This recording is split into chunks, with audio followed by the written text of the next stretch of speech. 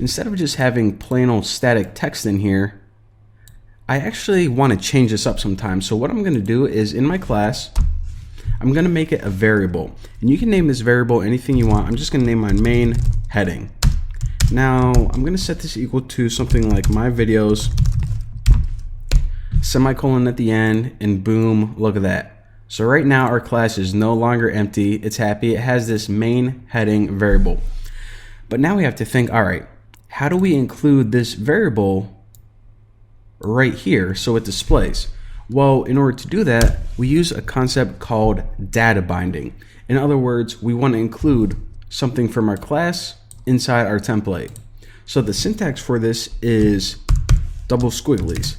So 2 left squigglies and 2 right squigglies. I am positive that that's not the technical name for them, but curly braces, whatever. So inside here, you just write whatever variable. So main heading, and check it out. So now let me go ahead and look at that, my videos.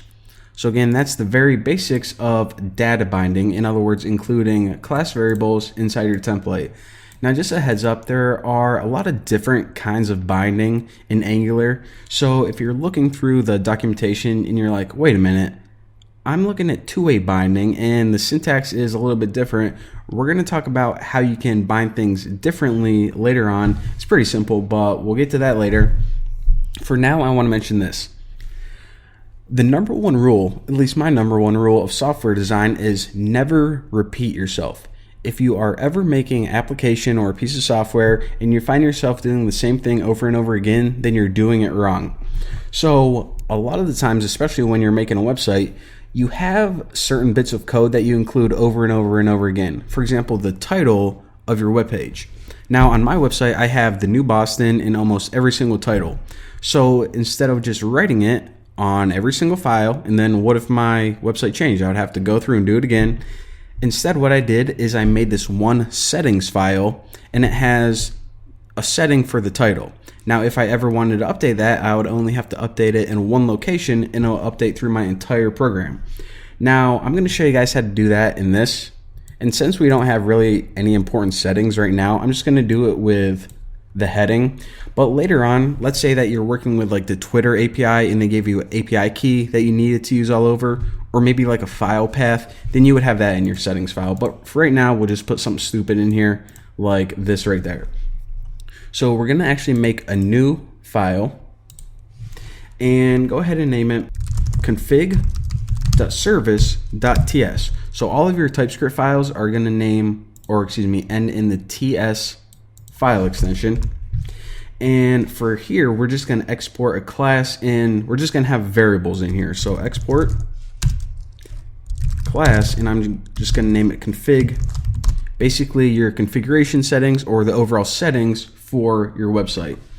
So this is going to be a variable called main heading. You can actually name it whatever you want. And since this is going to be a constant, in other words, it's not going to change before it, use the keyword static. So this means that this isn't just a normal variable. This is going to be a constant. In other words, it's static, not changing.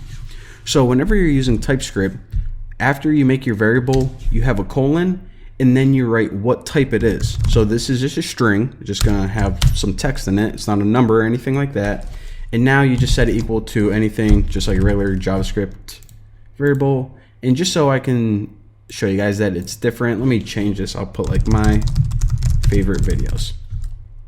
All right, so that's it. So now whenever we include this in other files, we're pretty much just taking all the variables in here and we can use it somewhere else. So pop back over to app.components.ts, and now we actually need to import this file. So again, import, what is the class name? It was just config, this name right here. And now we need to say what file it's coming from. So remember, anytime we include one of our files, we have to use the relative path, so .forward, and that is just config.service. So config.service. Now remember, don't add the file extension, and I explained in the last video why you don't. So now what we can do, instead of just setting this equal to some chunk of text right here, we can actually use the variables from this file. So the variable is named main heading. So just write config main heading. Pretty awesome, eh? So now if I look back here, my favorite videos, check it out.